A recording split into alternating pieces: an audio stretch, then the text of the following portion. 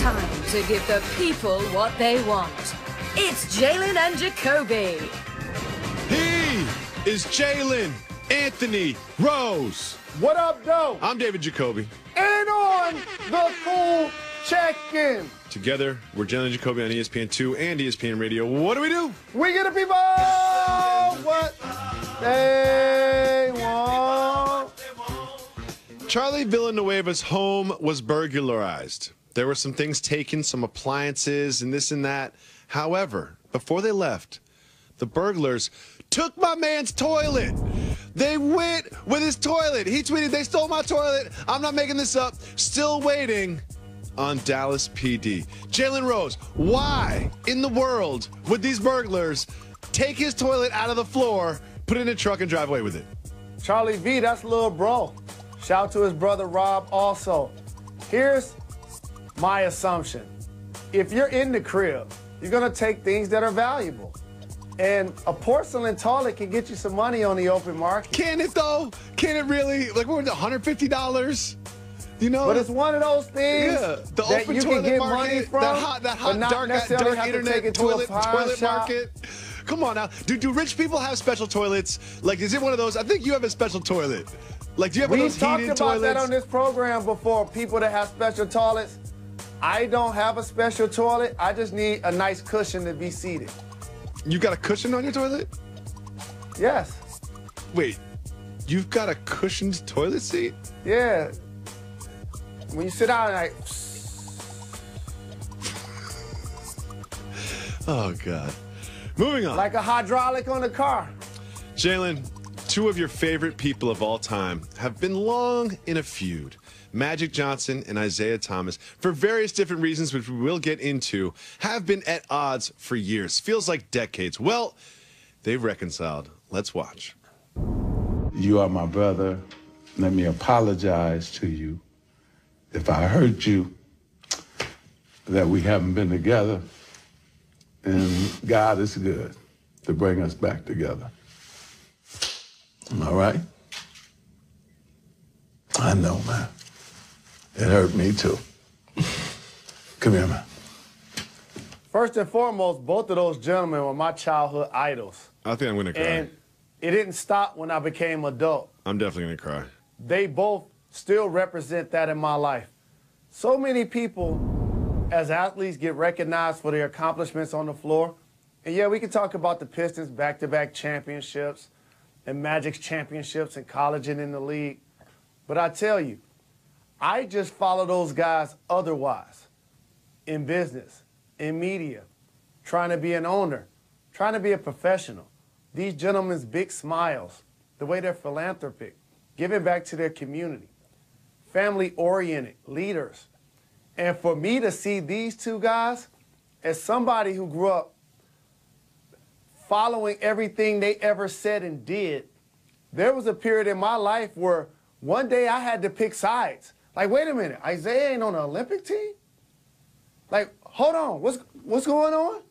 And so, like, I have had periods in my life where I feel like I was going to be a person to help establish what you guys saw yesterday.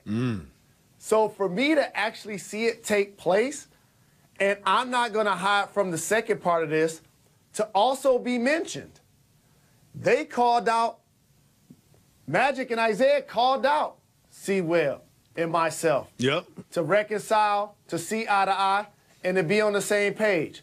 But I have to say something that I don't truly think people understand that is taking place under the Fab Five dynamic and us not necessarily seeing eye to eye.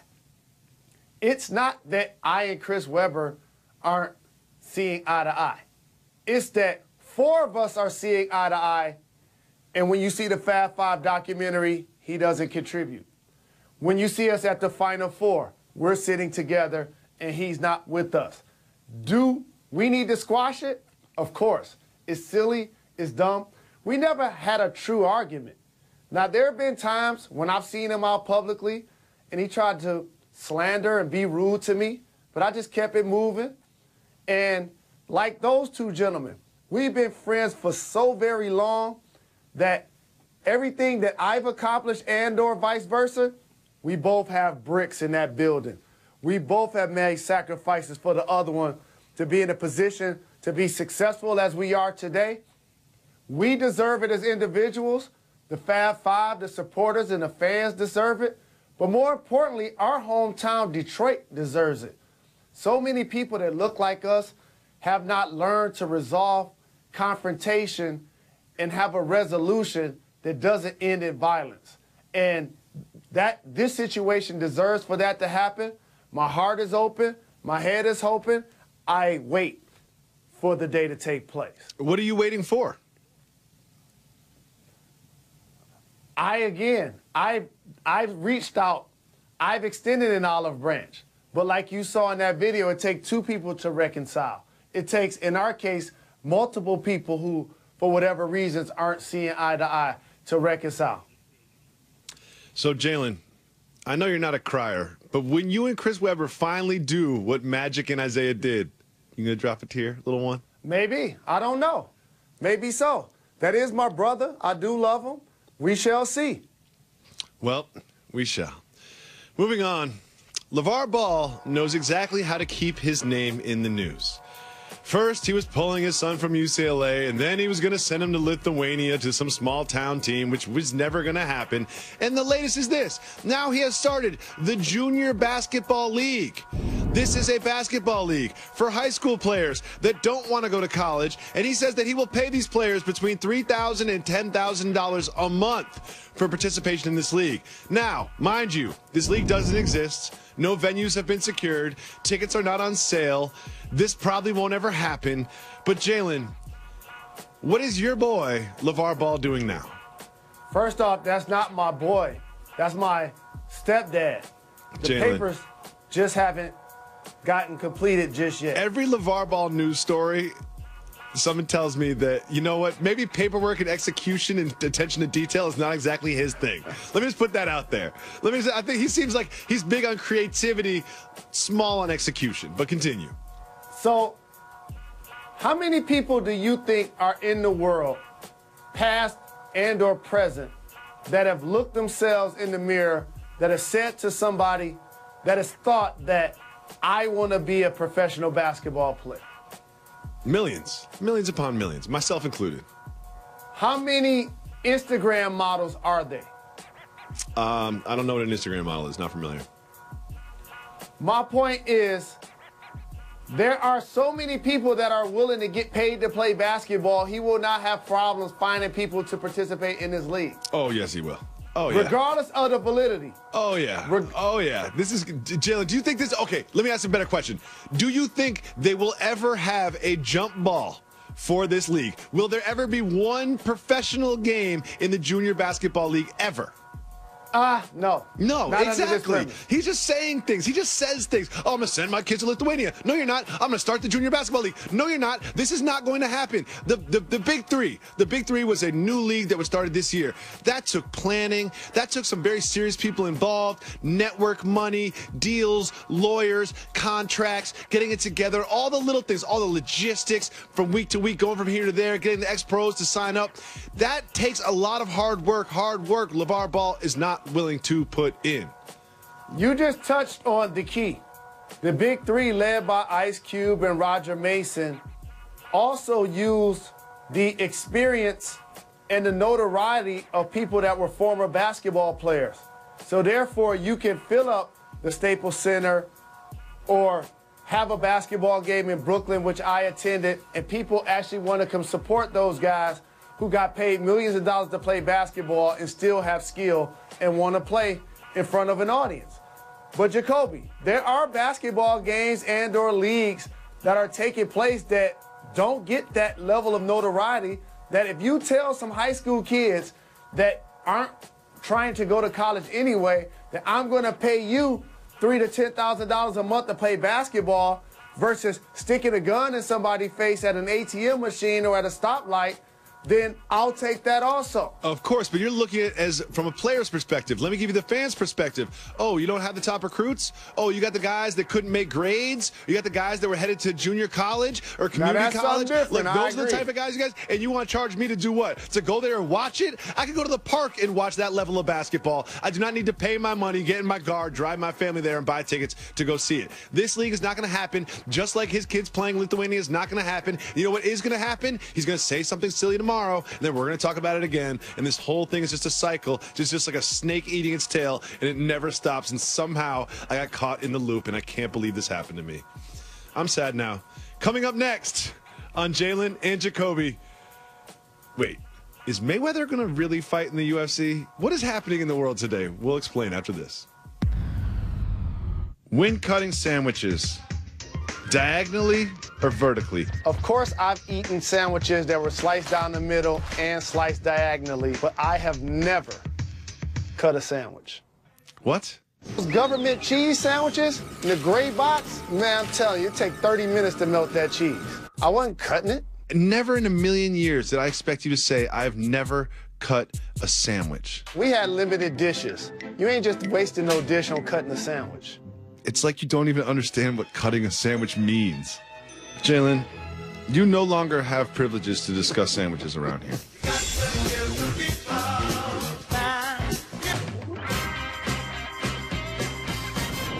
Welcome back to Jalen and Jacoby. Jalen Rose, it seems like just yesterday, the big Mayweather-McGregor fight was on everyone's TV, and everyone put up the money, and we all watched it. And it was a pretty impressive fight. We feel like we got our money's worth, and that was a good thing. And then Mayweather just kind of disappeared. We assumed he was all going to retire, maybe go into his strip club and hang out for a while. Well, he's back in the news.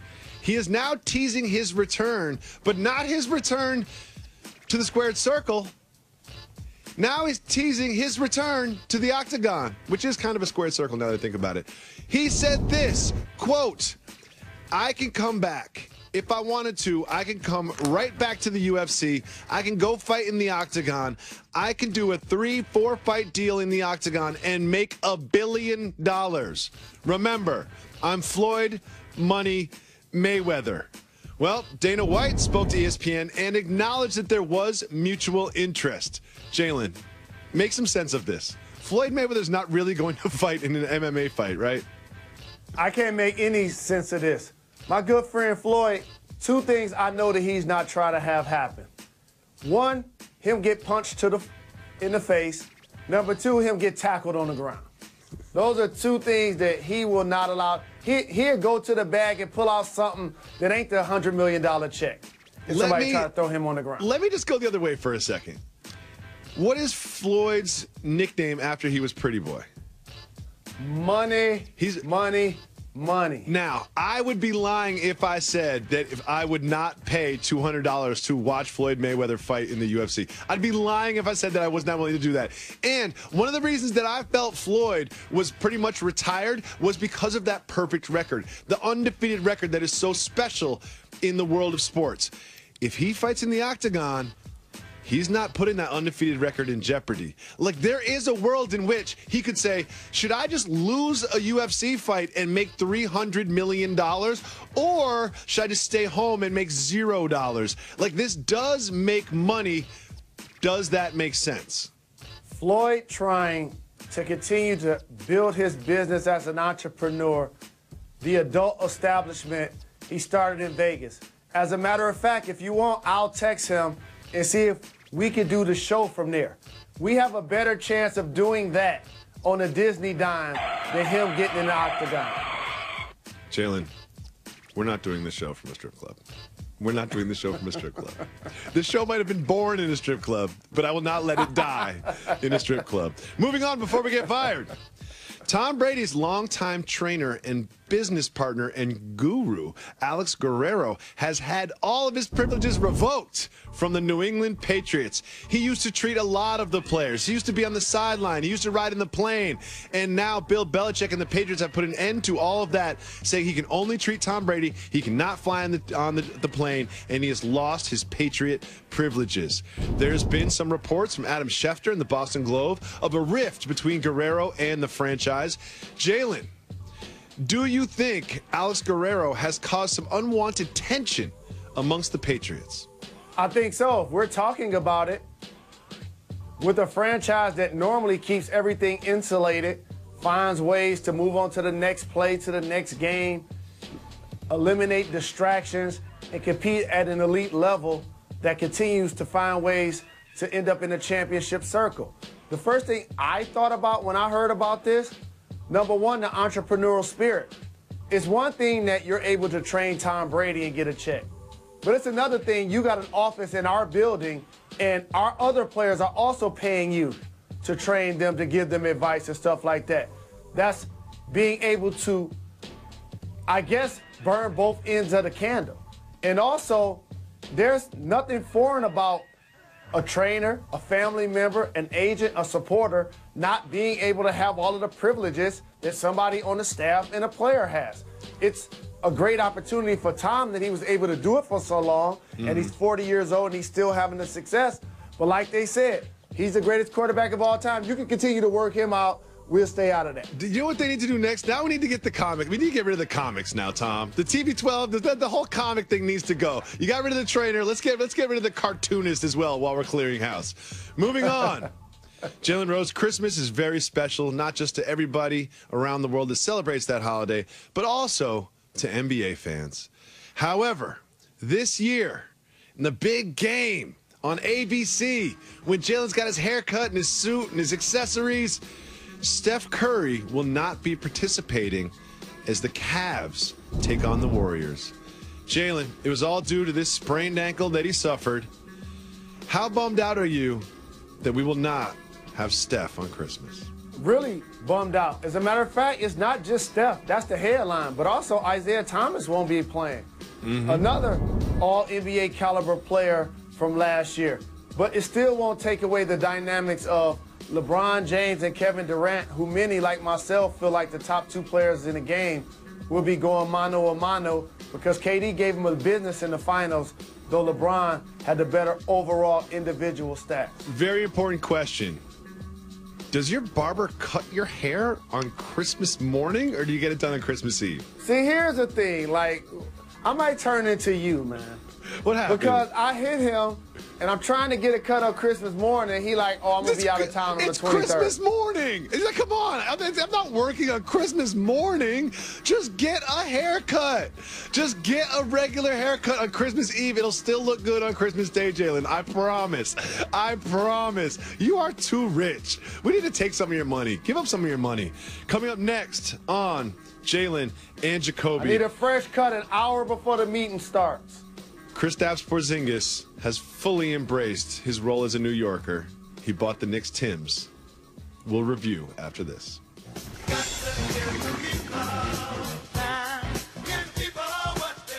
Are today. Welcome back to Jalen and Jacoby on ESPN2 and ESPN Radio. Jalen, Kristaps Porzingis has been in New York for only a few seasons, but New York has fully embraced the Porzing God. The unicorn has become a cult figure amongst fans in the whole tri-state area, but now he has embraced the tri-state area. Do you know how I know this? Look at the presents that he bought his teammates. For all of his teammates, he got them custom Timberland boots. Timberland boots are the official footwear of New York City. Jalen Rose, when you were with the Knicks, did you wear Timberlands? I didn't have to be with the Knicks to wear Timberlands. And I love New York City. Like anybody that isn't from there, that's lived there, played for the team, got many friends that live in the tri-state area. I have breaking news for you East Coasters. Y'all ain't the only person that wear Timbs. Oh, stop it. Y'all did not invent that. Oh, stop it. Oh, stop Y'all it. didn't. The weak Timbs, the originals. Jalen. I'm from the Midwest. Jalen. We've been doing that also. And let me tell you one other thing. Jalen. I like Porzingis. And when he got drafted, I appreciated the fact that he loved world star hip hop. That's what we have in common. But let's not act like spending $1,400 on Timbs is going to get him $1.4 million worth of press. This is slightly a culture vulture move, but I ain't mad at him because he's a terrific player. Oh, come on. Jalen, first of all, First of all the things that you claim to have invented or take credit for, and then you're going to be like, no, New Yorkers, you don't get. What do you always say? You don't have to invent it. You just popularized it. And New York City popularized wearing the Timberland boot is for fashion and not for function. And that's a fact. And I'm going to move on because I don't even want to hear your answer. I don't even want to hear your answer. Let me get. You probably invented those stupid glasses too, didn't you? Didn't you? No, you New York invented City. Everything. Crush Groove, Yes, B Street. Exactly. Lee and B Street. Thank you very much. Moving on. Yesterday, we showed this Shout video to NY. of this fan at the Hawks game against the Heat. Remember this fan throwing up all over the place right behind the Hawks bench? That was at the end of the game. We now have new information. After the first quarter, the Heat's Dion Waiters threw up. And when asked why he threw up, he said he ate too much spaghetti. I don't know why this game involves so much vomit. But my question for you is, Jalen, have you ever eaten too much before an NBA game?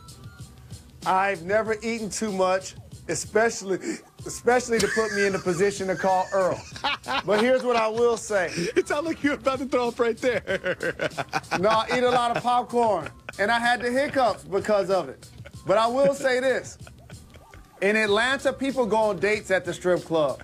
And don't talk about their food, because I'm telling you, some of the best chefs in restaurants, steaks, seafood, and sides happen in adult entertainment establishments in the Atlanta area. No, before an NBA game, I have never eaten too much. Throw it in the air, catch it in your mouth. That'll be a great way to sign off. Do it once. Oh, I love it. He is Jalen Rose. I'm David Jacoby. Thank you so much for tuning in to Jalen Jacoby on ESPN2. Don't forget to subscribe to our podcast. We'll be back tomorrow if we don't get canceled.